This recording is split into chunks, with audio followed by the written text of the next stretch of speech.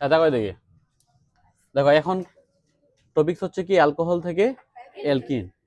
Alcohol থেকে alkyne করতে গেলে একটাই ধাপ আছে, সেটা হলো অ্যালকোহলকে আমাদের কি করতে হবে, গাঢ় সালফিউরিক অ্যাসিডের সাথে বিক্রিয়া করাইতে হবে।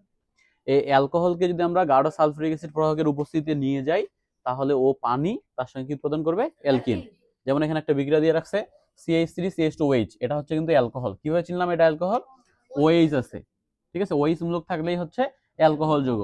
এই যে অ্যালকোহল যৌগটা আছে, এটা থেকে আমাদের কি প্রস্তুত করতে বলছে, অ্যালকিন। তাহলে এটার উত্তর লেখার সময় আমরা কিভাবে করবো দেখেন।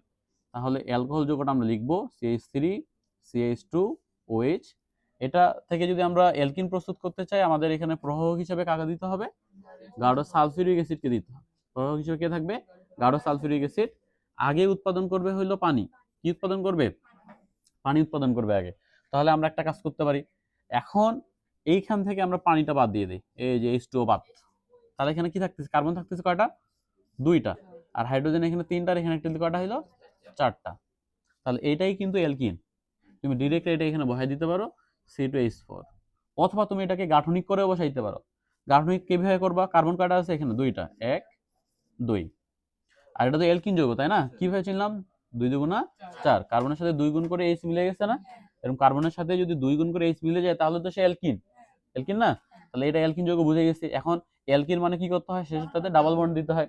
একটা কার্বনের মোট কয়টা বন্ড থাকে, চারটা, তার মধ্যে দুইটা হয়ে গেছে, আর কয়টা থাকলো, দুইটা, দুইটা হয়ে গেছে, আর কয়টা থাকতেছে, দুইটা। এগুলাতে একটা করে কি দিয়ে দিবা, হাইড্রোজেন দিয়ে দিব। তাহলে এখানে থাকতেছে CH2 ডাবল বন্ড CH2। ঠিক আছে স্যার?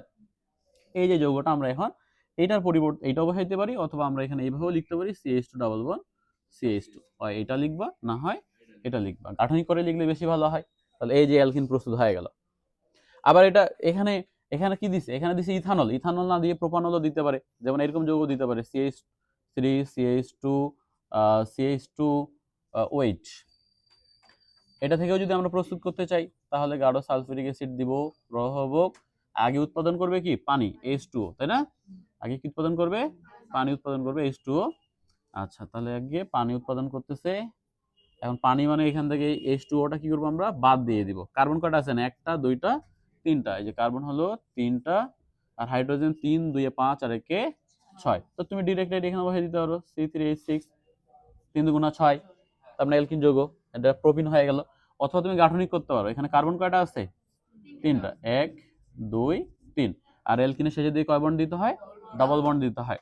এখানে একটা কার্বনে কয়টা বন্ড থাকে, চারটা, 1 2 3 4, 1 2 3 4, 1 2 3 4। এগুলোতে একটা করে আমরা কি দিয়ে দিব, হাইড্রোজেন দিয়ে দিব। ঠিক আছে স্যার?